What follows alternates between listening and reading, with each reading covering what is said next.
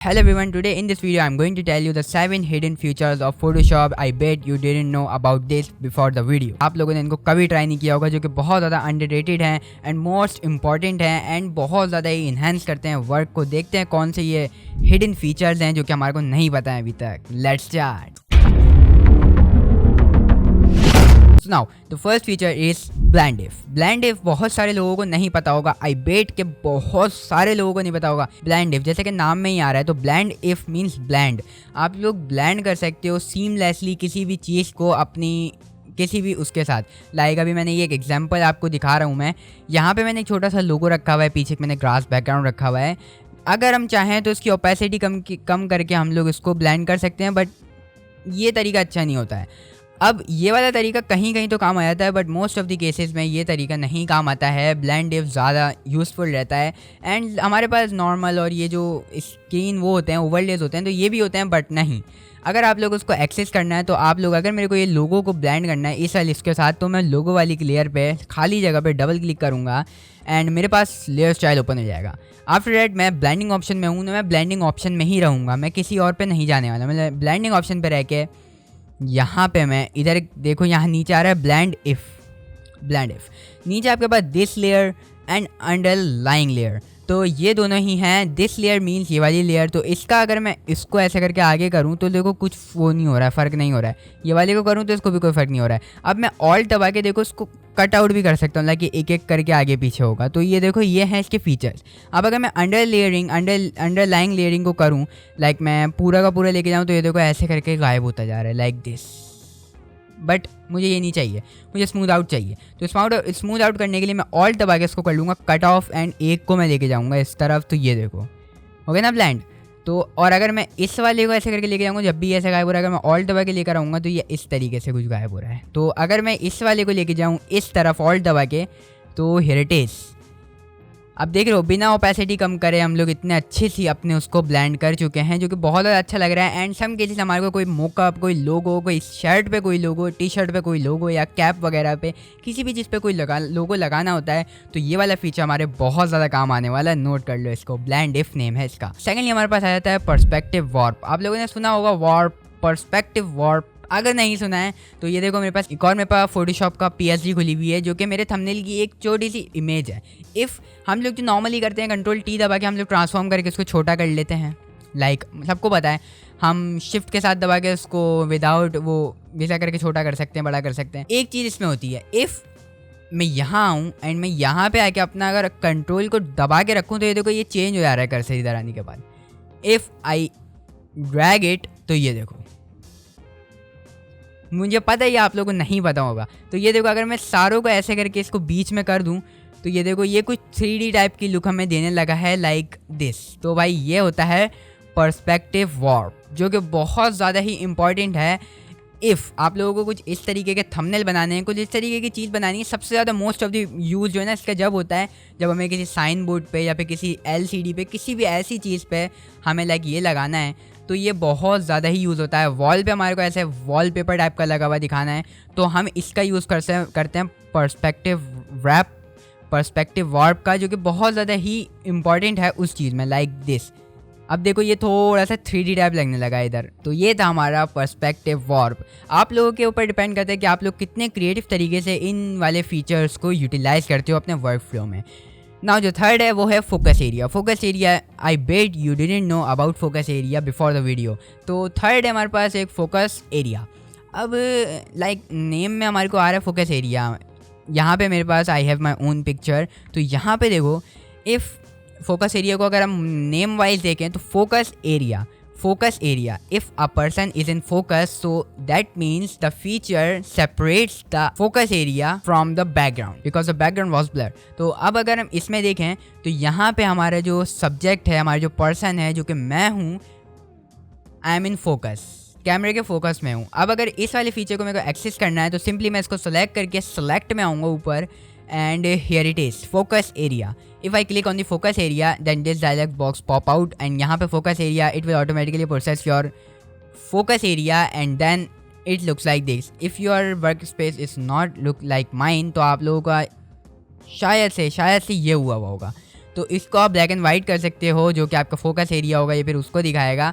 And यहाँ से अगर आप लोग चाहो तो थोड़ी सी इमेज नॉइस और इन फोकस रेंज को और अपने हिसाब से भी लाइक मैं अगर इधर घुमाऊँ तो ये देखो सेलेक्ट करता जा रहा है। अभी मैं इधर घुमाऊँगा तो ये जब भी सिलेक्ट करता रहेगा, अगर इधर घुमाऊँगा तो जब भी करेगा। तो इफ़ आप लोगों को चाहिए तो आप लोग कर सकते हो। और अगर मैं सेलेक्ट एंड मास्क पे क्लिक करूँ तो ये देखो अब ये सेलेक्ट एंड मास्क पे आ चुका है। इधर मैं रेडियस इसका थोड़ा सा बढ़ा दूंगा, स्मार्ट रेडियस को ऑन कर दूंगा, स्मूथ बढ़ा दूंगा, फेदर थोड़ी सी, कंट्रास्ट थोड़ा सा बढ़ा दूंगा एंड ये वाला कलर्स को करके इसको मैं कर दूंगा ओके। तो ये देखो हमारा जो फोकस एरिया था, जो कि फोकस एरिया था, अगर आपकी इमेज बहुत ज़्यादा हाई क्वालिटी नहीं थी, if your image is high quality, तो ये बहुत ज़्यादा ही बेटर तरीके से करने वाला है आपकी ये चीज़। तो भाई देख सकते हो कि फोकस एरिया कितना ज़्यादा यूज़फुल है and most of the people को नहीं पता था इस फीचर के बारे में। तो भाई मेरे लिए तो बहुत ज़्यादा ही अच्छा ही है। ना जो फोर्थ आ जाता है वो आ जाता है स्मार्ट ऑब्जेक्ट। बहुत सारे लोगों को पता होगा स्मार्ट ऑब्जेक्ट के बारे में, बट मेरे पास उसका भी एक PSG बनी पड़ी हुई है। Again this is my own picture. तो इस पर हम लोग देखने वाले हैं। लाइक आप लोग देख सकते हो उसकी क्वालिटी बहुत ज़्यादा ही हाई क्वालिटी पिक्चर है, ये कैमरे से खींची हुई है तो हाई क्वालिटी पिक्चर है। अब स्मार्ट ऑब्जेक्ट क्या करता है? स्मार्ट ऑब्जेक्ट को हम लोग पहले तो कैसे कर सकते हैं, रास्टराइज लेयर होती है आपकी, ऐसी लेयर होती है, तो राइट क्लिक करके आप कन्वर्ट टू स्मार्ट ऑब्जेक्ट कर सकते हो।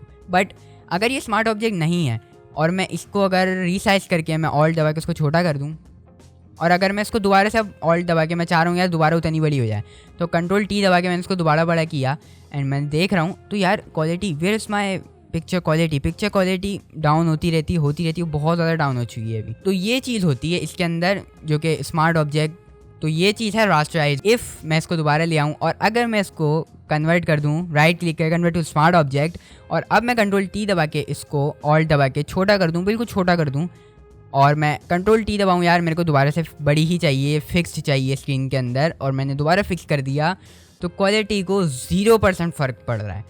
इससे बहुत बड़ा बेनिफिट तो हमारे को ये होता है। देन सेकंड बेनिफिट जो है वो है, अगर मैं इस पर कोई भी लाइक मैं गॉसियन ब्लर इस पर लगा रहा हूँ, अब देखो अब मैंने इस पर ब्लर लगा दिया एंड मैंने कर दिया ओके। अब यहाँ पे आप लोगों ने लगा रहा है स्मार्ट फिल्टर, जो कि गॉसियन ब्लर हमारा अप्लाई हो चुका है। If I want to edit it again, तो मैं इधर डबल क्लिक करूँगा एंड मैं इसको एडिट कर सकता हूँ। बट अब मेन पार्ट आने वाला है ये, अगर ये लेयर है रास्टराइज लेयर और अगर मैं इस पर लगाता हूँ गॉसियन ब्लर अगेन, तो हमारे पास कोई भी अगेन एडिटिंग का कोई भी सिस्टम नहीं आता है। एक दफ़ा अप्लाई हो गया तो फिर अप्लाई हो गया। आप लोग कंट्रोल Z से कर सकते हो उसको, वरना आप नहीं कर सकते हो। तो बहुत बड़ा डिफरेंस इधर देखा जा रहा है। स्मार्ट ऑब्जेक्ट बहुत ज़्यादा इंपॉर्टेंट है एंड इसके बारे में बहुत सारे लोगों को पता होता है, बट बहुत सारे लोगों को नहीं भी पता होता। जो हम लोग लास्ट अपने 2 देखने वाले हैं वो है बहुत ज़्यादा important, the hidden colour grading feature, जो कि फोटोशॉप में अवेलेबल है लेकिन लोगों को नहीं पता होता। और सेकेंडली हम लोग देखने वाले हैं एक्सपोर्ट एस। तो ये दोनों देखने वाले हैं। लाइक मेरे पास एक कार अगेन मेरी ओन थंबनेल PSG है। लाइक ये PSG मेरी रियल थंबनेल PSG आप लोग देख सकते हो। इसमें मैंने कलर ग्रेडिंग करी हुई है। If I am turn off the colour grading, तो मैं इधर अपनी कलर ग्रेडिंग को बंद करता हूँ तो ये कुछ इस तरीके का था, मैं खोलता हूँ तो कुछ इस तरीके का है। डिफरेंस देख रहे हो? तो ये कलर ग्रेडिंग मैंने कैसे करी है नाउ, इसी कलर ग्रेडिंग को हम दोबारा करके देखने वाले हैं। हम लोग अपनी कलर ग्रेडिंग को कर दिया delete and control alt shift E दबाऊंगा तो मेरी मास्टर लेयर ऊपर क्रिएट हो जाएगी एंड मैं इसको कन्वर्ट टू स्मार्ट ऑब्जेक्ट कर लूँगा, बिकॉज जो मैं कैमरा रॉ फिल्टर लगाने वाला हूँ, हिडन टेक्निक जो मैं इस कलर ग्रेडिंग की यूज़ करने वाला हूँ, ताकि वो मेरी री एडिटेबल हो, जैसे कि मैंने पिछले वाले फीचर में आपको बताया है। अब हम आ जाएंगे फिल्टर्स में। फिल्टर्स में आने के बाद आप लोगों को नजर आ जाएगा camera raw filter, shift control है। कैमरा रॉ फिल्टर पर जैसे ही क्लिक करेंगे हमारे पास ये कुछ इस तरीके का पैनल ओपन हो जाएगा। अब पैनल ओपन होने के बाद बेसिक है इधर, लाइक ये टेम्परेचर है। If I want a blue tint type vibe in the thumbnail and exposure मुझे थोड़ा सा ज़्यादा चाहिए एंड कंट्रास्ट मुझे थोड़ा चाहिए, हाइलाइट्स मुझे थोड़ी ज़्यादा चाहिए, वाइट्स मुझे थोड़े चाहिए, ब्लैक्स मुझे थोड़े कम चाहिए, टेक्सचर चाहिए मुझे थोड़ा, and clarity I want some clarity and vibrant कर देना है थोड़ा सा थंबनेल को। नाउ नीचे आ जाते हैं, कर्व है। कर्व में भी हमें कुछ नहीं करना है। डिटेल में हम लोग लिटिल बिट चेंजेस कर लेते हैं, लाइक थोड़ी सी ये कलर नॉइज़ वगैरह को बढ़ा देते हैं एंड शार्पनेस को। नाउ कलर मिक्सर अगर आप करना चाहो तो कर सकते हो, वरना इतनी ज़रूरत है नहीं। अभी हम आ जाते हैं कलर ग्रेडिंग पे, जो कि है मेन पार्ट। अब जिस भी तरीके का हमारा थंबनेल होता है ना, हमें उस टाइप के टोन चाहिए होते थंबनेल में। अब देखो ये ब्लू है, पीछे ब्लू है, पीछे ब्लू है एंड हर जगह आप लोग देख रहे होंगे टचअप है ब्लू का, तो मुझे फुल थीम भी टोन ब्लू चाहिए। तो मैं कलर ग्रेडिंग में आके इन सबको थोड़ा सा ब्लू लाइट ब्लू टाइप पे कर दूंगा लाइक दिस। अब मैं इसको बढ़ा दूंगा, थोड़ा सा पीछे कर दूंगा, लाइक इसको थोड़ा सा बढ़ा दूंगा ऐसे करके, इसको थोड़ा सा बढ़ा दूंगा ऐसे करके, बाकी ब्लेंडिंग को थोड़ा सा देख लूँगा और बैलेंस को थोड़ा सा देख लूँगा, बैलेंस भी करना चाहिए हमें। एंड बूम, मैं हो चुका हूँ, कलर ग्रेडिंग मेरी हो चुकी है। अब मुझे चाहिए थोड़ी सी विनाइट। ऑप्टिक्स में हम लोग विनाइट को थोड़ा कम कर देंगे, लाइक कम करना होता है विनाइट को, क्योंकि आगे करेंगे तो ये ब्लैक वाइट विनाइट कर देगा हमारे उसको वाइट, जो कि हमें नहीं चाहिए। कैलिब्रेशन में थोड़ी सी और चेंजेस कर सकते हैं, ब्लू टून और ला सकते हैं थोड़ी सी, बाकी बस सेट है सब। और अगर मैं ओके पे क्लिक करूँ तो ये कुछ इस तरीके से इस तरीके का बन गया है, देखें ना, कुछ सेकंड्स में हमने कैसी कलर ग्रेडिंग कर दी। बहुत ज़्यादा ही ऑसम चीज़ है ये कैमरा रॉ फिल्टर। अब दी लास्ट फीचर जो कि है एक्सपोर्ट एज। बहुत सारे लोगों को एक्सपोर्ट करने का सही तरीका नहीं पता होता है, तो आज मैं बताने वाला हूँ Ctrl+Alt+Shift+W। इसका ये है शॉर्टकट। अब शॉर्टकट तो आप लोगों को पता चल गया, बट अगर मैं यहाँ से फाइल में जाके एक्सपोर्ट एज पे क्लिक करूँ तो यहाँ पे यही वाला तरीका दोबारा खुल जाएगा। अब यहाँ से फॉर्मेट आप लोग चूज़ कर सकते हो, GIF, PNG या JPEG। JPEG is my favourite, जो JPEG ही मैं यूज़ करता हूँ, बिकॉज थंबनेल जो हमारा होता है वो 2 MB का होता है। If I am apply PNG तो वो एक्सेस कर जाता है 2 MB से, और वो फिर यूट्यूब वाले थंबनेल पे नहीं लगता है। अब मैं क्वालिटी को मैं कर देता हूँ ग्रेटफुल। यहाँ से सारी चीज़ें सेम ही रखता हूँ, क्योंकि थंबनेल की चीज़ें सारी सेम होती हैं, आपको जो भी बना रहे हो उसके हिसाब से रखना। एंड एक्सपोर्ट पे जैसे ही मैं क्लिक करूँगा तो ये मेरे थंबनेल के फोल्डर में उसको एक्सपोर्ट करा देता है, लाइक मैंने एक्सपोर्ट करा दी है और ये एक्सपोर्ट अब हो चुकी है। तो बस ये थे कुछ 6 to 7 फीचर्स फोटोशॉप के, जो कि बहुत ज़्यादा अंडररेटेड हैं एंड बहुत सारे लोगों को नहीं पता था इस बारे में। तो लो भाई, मैंने क्लैरिफिकेशन कर दी है इसकी, सारी की सारी चीज़ें आपको मैंने खोल के डिटेल में बता दी हैं। एंड आई होप कि आप लोग इसको अपने वर्क फ्लो में यूज़ करना स्टार्ट कर दोगे और अपने वर्क फ्लो को 10x बेटर बना दोगे। मैं मिलता हूँ आपसे नेक्स्ट वीडियो में, तब तक के लिए बाय बाय।